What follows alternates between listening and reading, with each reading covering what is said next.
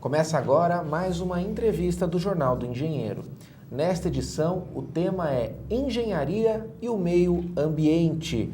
Para conversar conosco, estamos recebendo Celso Atienza. Ele é vice-presidente do Sindicato dos Engenheiros do Estado de São Paulo, engenheiro e mestre em Ciências Ambientais. Celso, é um prazer recebê-lo aqui. Muito obrigado, aí é um prazer é meu, estamos aí às ordens aí, o que você precisar. E o Celso também tem um currículo aí profícuo, uma atuação forte na engenharia de segurança do trabalho, que tem tudo a ver também com a questão da engenharia ambiental. Ele vai dizer quais são os links de uma com a outra. Celso, primeiramente, o que é engenharia ambiental? E eu já também pergunto, por que você considera que essa formação específica deveria ser diferente? Bom, a engenharia ambiental, ela tem algumas características que não foi como ela entrou nas faculdades, nas universidades por modismo.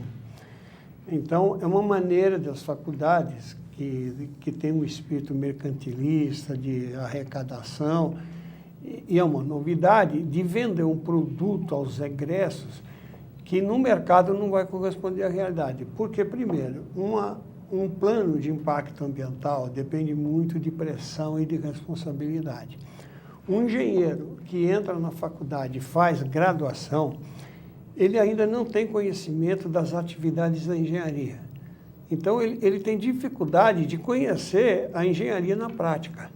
Ele tem a teoria, os cálculos, a coisa e tal, mas ele não consegue visualizar na prática aquilo que ele aprendeu na teoria e que tem muitas relações difíceis que você só vai ver na hora da execução. Você só consegue sentir o problema ali. E cada atividade econômica ela tem uma complexidade diferente da outra. Então, eu creio que a engenharia ambiental ela deveria ser uma pós-graduação após uma experiência na área da engenharia propriamente dita. E aí teria mais equilíbrio e mais maturidade para exercer as mudanças de impacto ambiental. Por outro lado, nós temos uma relação que todos os planos ambientais, por exemplo, em obras, eles são feitos concomitantemente com a execução da obra, que é outro erro político-administrativo. Uma usina hidrelétrica leva de 6, 7 anos para fechar, para construir e tal, e pôr ela em operação. Um plano ambiental para essa usina hidrelétrica leva também uns 4, 5 anos para fazer.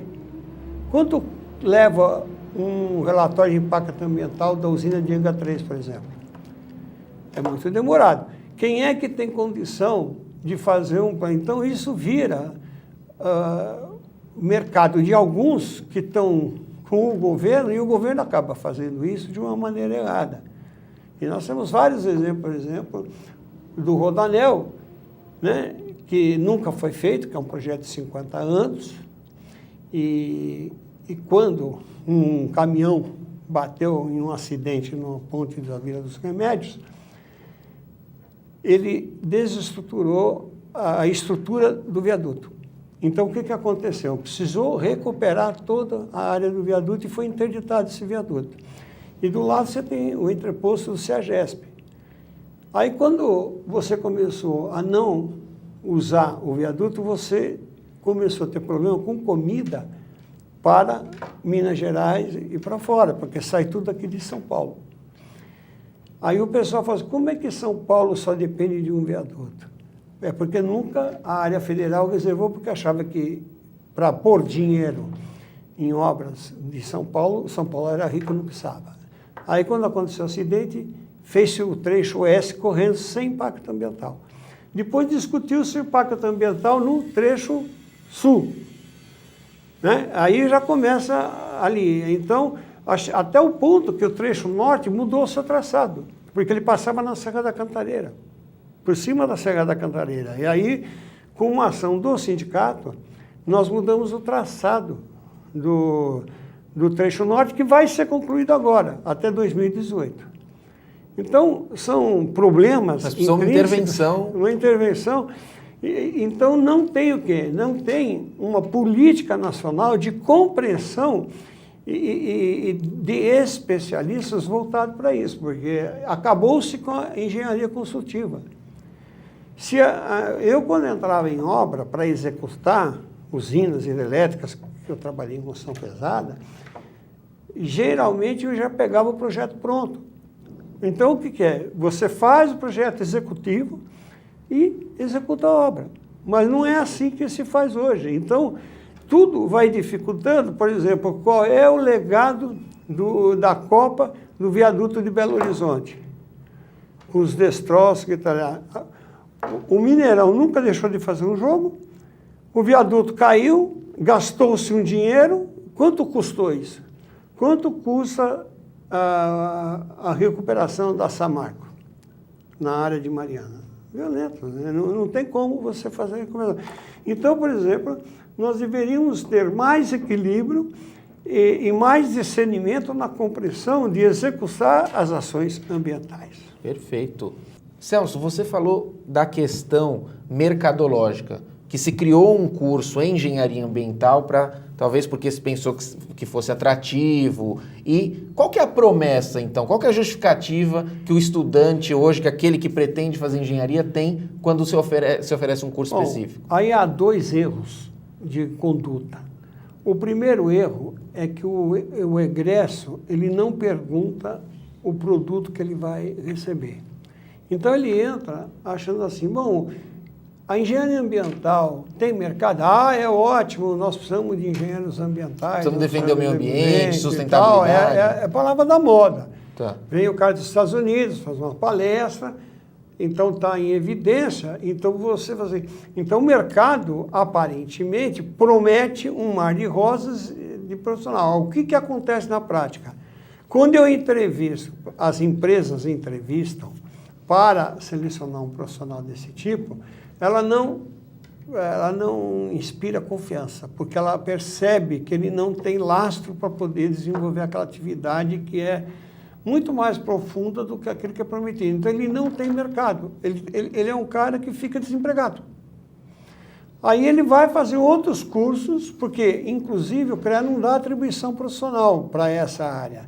Por que ele não dá? Ele dá o registro, porque essa área ela pode estar na agronomia, ela pode estar na construção civil, ela pode estar na química, ela pode estar em diversos setores. Nós temos vários exemplos que prejudicam o meio ambiente, que são de áreas específicas, né? No caso de incêndio da local frio, da ultracargo, enfim, tudo aquilo que aconteceu na Baixada, Porto de Santos, nos contêineres de açúcar que queima, coisa e tal, elas provocam danos ambientais. Mas eles são originários de áreas afins iniciais, né? Civil, mecânica, química, coisa e tal. Então há uma frustração do profissional quanto ao mercado. A defesa do Celso Atienza é que, então, a engenharia ambiental, essa dita engenharia ambiental, seja uma pós-graduação onde você pode dar extensão de atribuição para a atribuição inicial. E que o engenheiro que for optar por essa especialidade, que ele já tem uma experiência numa das áreas da engenharia, né? Nas áreas da engenharia. Perfeito, perfeito. Ela é multidisciplinar. E tem outra coisa, a seleção hoje ela tem 2 variáveis. A primeira é a seguinte, você tem atribuição, você pode ter sim ou não. Tá. Se você tem, o que ele vai medir? Ele vai medir se a atribuição que você adquiriu pelo CONFA, pelo CREA, você tem conhecimento dela. Porque o fato de ter atribuição não significa que você tenha o conhecimento pleno. Então, você precisa desenvolver mais. Você precisa estudar mais. Então, isso é outra coisa que o aluno não... Perfeito. E a gente no próximo bloco, Celso, vai falar desse terreno aí, literalmente arenoso, difícil do engenheiro que trata do meio ambiente, porque a gente vai falar dos desastres ambientais aí, que infelizmente ocasionam assim, impactos terríveis na vida das pessoas. A gente volta daqui a pouquinho, não sai daí.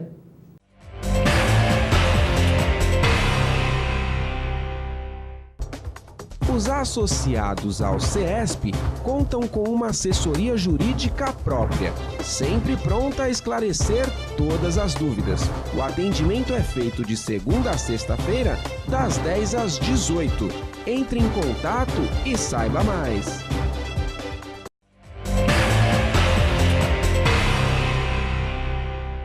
Estamos de volta na entrevista do Jornal do Engenheiro. Estamos conversando sobre engenharia e meio ambiente. Nosso convidado, Celso Atienza. Ele é vice-presidente do Sindicato dos Engenheiros no Estado de São Paulo e também mestre em ciências ambientais. Celso, desastres ambientais. Vamos comentar um dos mais recentes, a tragédia em Mariana, Minas Gerais, rompimento de uma barragem da empresa Samarco. As tragédias ambientais, elas têm uma grande noção de irresponsabilidade.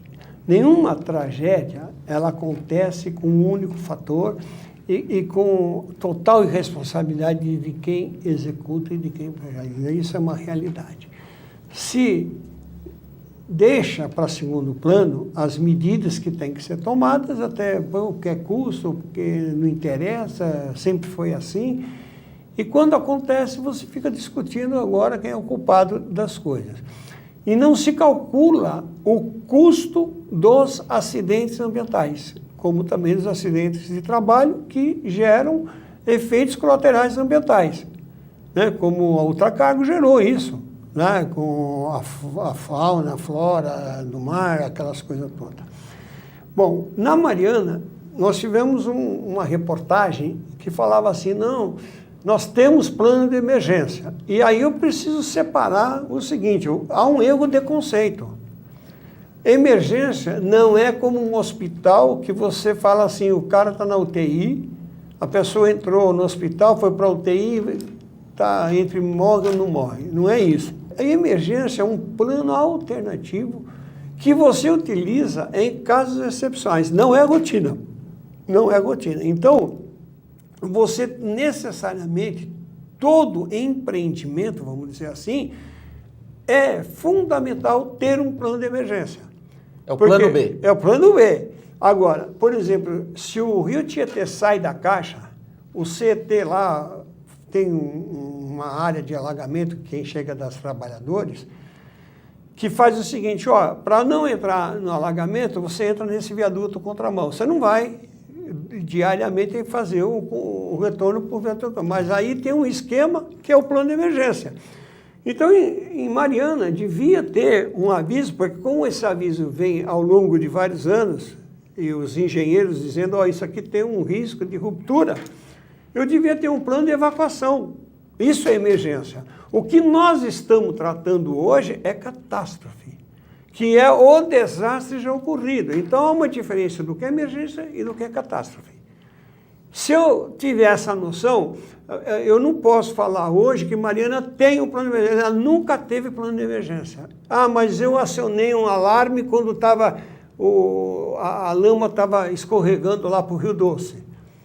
Não, aí você está num fato que já ocorreu. Isso é plano de desespero. Desespero. Agora, o cara tocar um alarme e dizer que você vai conseguir fazer uma evacuação das pessoas, porque aquela cidade de baixo, que eu não me lembro o nome, o pessoal correu para lá para retirar as pessoas, porque a lama ia chegar lá. Então, deu tempo de salvar vidas ali.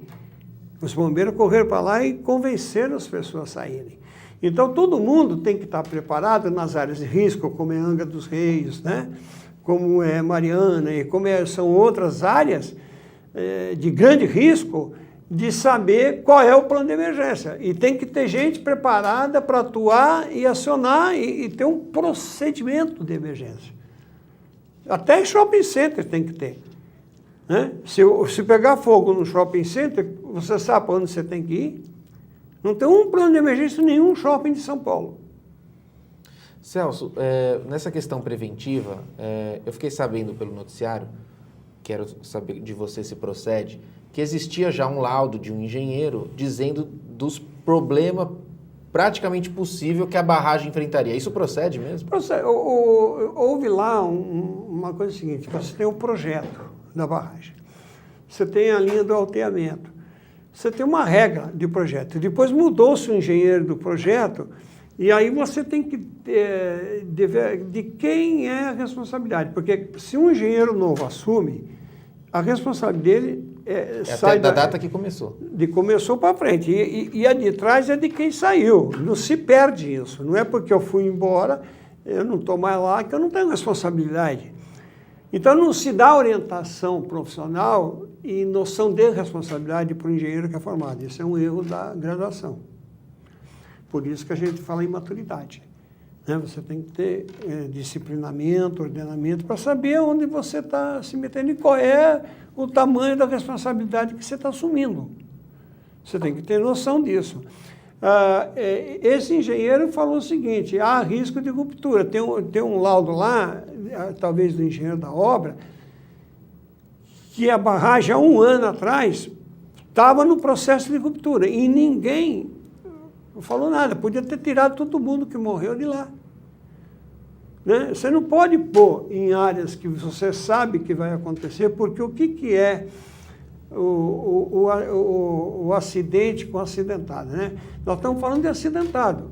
Agora, o acidente é algo que vai ocorrer, você só não sabe o dia e a hora. Então, você tem que estar preparado com os planos de emergência, com as possíveis falhas que possam ocorrer e com o treinamento que você tem que dar para as pessoas que envolvem a execução dessa obra. Isso é parte da engenharia de segurança que exige.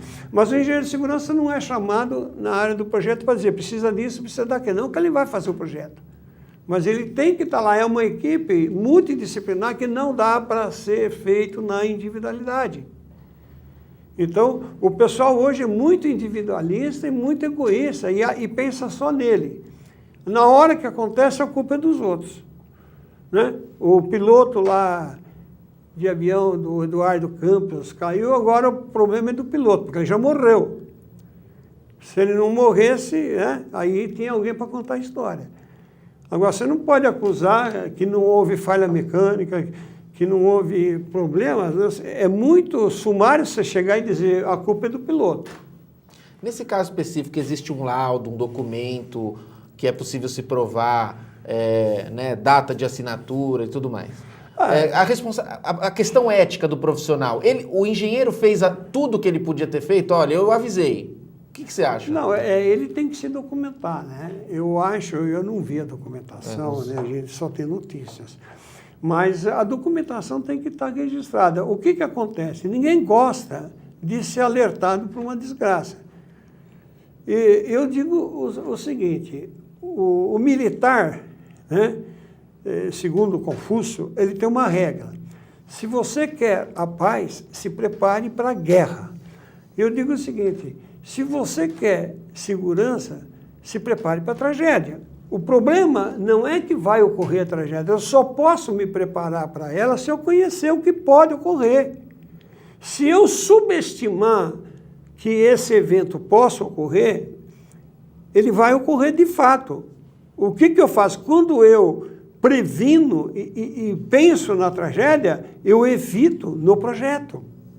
As medidas de contenção, elas são colocadas na análise de modos de falhas e efeitos, que é uma técnica da engenharia de segurança. Então, eu já sei de antemão quais são as possíveis falhas que possam ocorrer, mesmo sem ela ter ocorrido. E há custos a serem pagos e tem que ser pagos. Aí, agora, o prejuízo é enorme. Isso daí daria um ajuste fiscal enorme aqui no Brasil. Você imagina que de acidentados no trabalho, que é a parte da engenharia de segurança, 60% do INSS é para acidentado. Então, por que eu gasto... na época que tinha CPMF, eu fiz uma pesquisa, o volume gasto do INSS com acidentado representava 5 vezes o valor recolhido por ano de uma CPMF.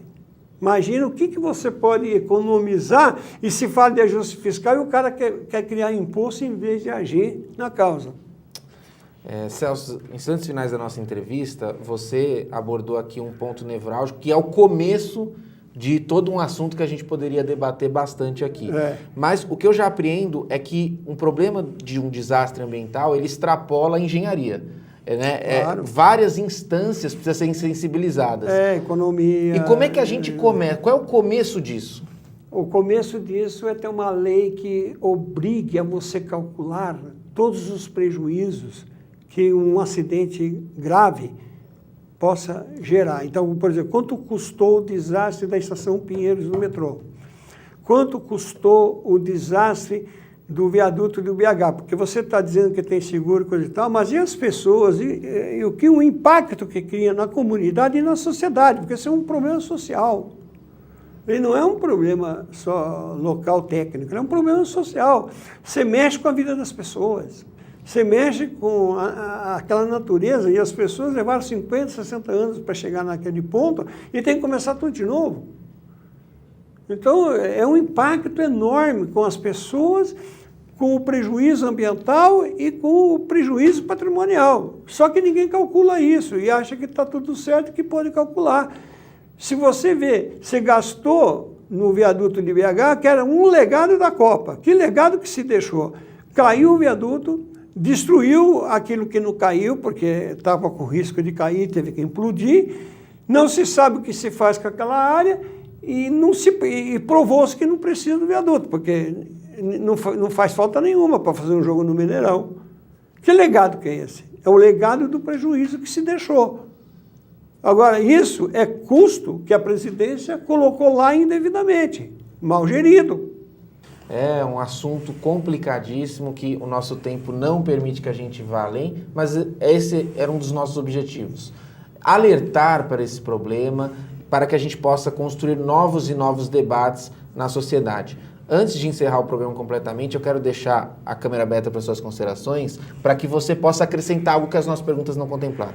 Eu diria o seguinte, a sociedade precisa tomar conhecimento e cobrar mais. Eu acho que o problema não se resolve só politicamente, porque a gente já viu que os políticos não têm condição nenhuma de resolver e o país está em descrédito diante da improbidade administrativa. Então, o que ocorre? A sociedade tem que começar a cobrar um parque de diversão. Nós temos que dizer, tem isso, não tem aquilo. Então, a sociedade deve ter um efeito, porque eles têm medo do povo. É a única solução que eu acho para mudar a cultura de ambiente, de segurança e de tudo. Celso, obrigado pela presença. Obrigado a você. Um abraço. Esta entrevista não é o fim do nosso programa Jornal do Engenheiro na TV. Fique conosco e acompanhe mais assuntos a respeito da engenharia, da inovação e do desenvolvimento. Um forte abraço e até breve.